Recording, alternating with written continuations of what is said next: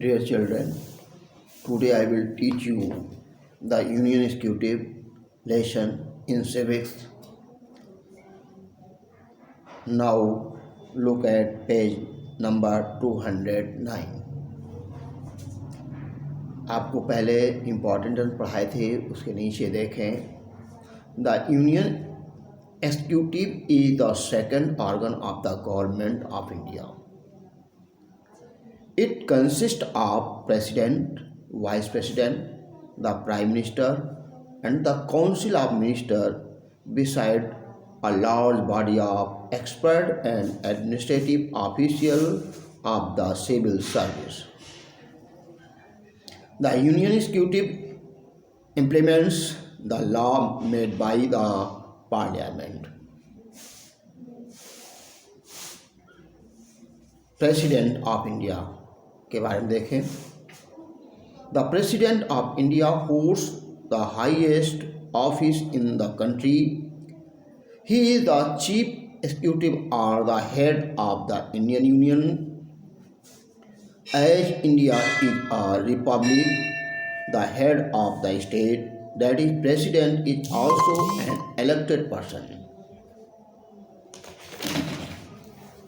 Qualification for election to the office of the president, a candidate must have the following qualification. He should be a citizen of India. Second, he should be 35 years of age at the time of election. He should be qualified to be a member of the Lok Sabha. He should not hold any office of profit under the central or state government. If he hold, he should vacate such a post before seeking the election. The president cannot be a member of either the parliament or a state legislature. If he is already a member and he is elected to the post of the president, he will have to vacate his seat.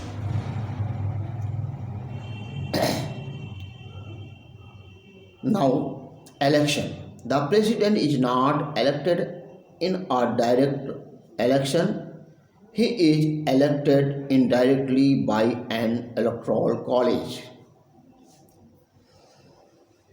which consists of elected member of two houses of the parliament and the state legislative assembly.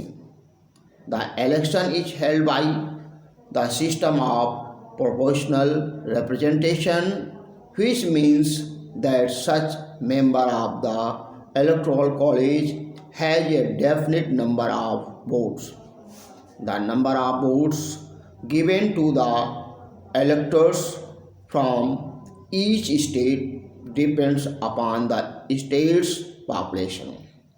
The total number of the votes allotted to all the electors is approximately equal to the population of the country. The voting is by secret ballot. Term of office. The President of India is normally elected for 5 years. He can re-elected for second term. His office can fall vacant in case of his death, resign से बोलते हैं आप, or impeachment. The president can be removed from his office for acting against the constitution. There is a special procedure called the impeachment for removing the president from his office. A resolution for impeachment is passed by the parliament by 2/3 majority. In case even of falling vacant of the office of the president, the vice president take over as acting president. President of India First, Dr. Rajendra Prasad. Second, Dr. S. Radhakrishnan. Third, Dr. Zakir Hussain. Fourth, B.V. Gir. Fifth, Fakhruddin Ali Ahmad. Sixth, Neelam Sanjeeva Reddy. Gyani Jail Singh. S3, R. Venkatraman. Dr. S.D. Sharma. K.R. Narayan. Dr. APJ Abdul Kalam. Srimati Pratibha Patil. Pranab Mukherjee and Ramnath Kovind. ये हमारे अभी तक एक president इस क्रम में हुए। वर्तमान प्रेजेंट टाइम में Ramnath Kovind is our president. Powers of president. The president of India enjoy vast power which are as follows: executive power, legislative power, judicial power, financial power, constitutional emergency power। ये आपको इसमें दिए हुए हैं। फर्स्ट देखें executive power में क्या है। The president is the chief executive of the Indian union. He appoints high official of the executive. He appoints the prime minister and with the latter's recommendation. The council of ministers, governors of the state, attorney general, the comptroller and auditor general, the lieutenant governors and chief commissioner of the union territories, chairman and members of Union Public Service Commission, Chief Justice and Judge of the Supreme Court and High Court. He is Supreme Commander of the Armed Force and as such he appoints the Chief of Courts, Chief of the three wings of the force. He sent and received ambassadors. All treaties are signed in his name. Now, legislative power. The president addressed the first session of the parliament of the election. He summoned and prorogues and the session of parliament. He can dissolve the parliament. No bill can become a law without his assent. He can issue ordinance when the parliament is not in session. His consent is required in the declaration of war.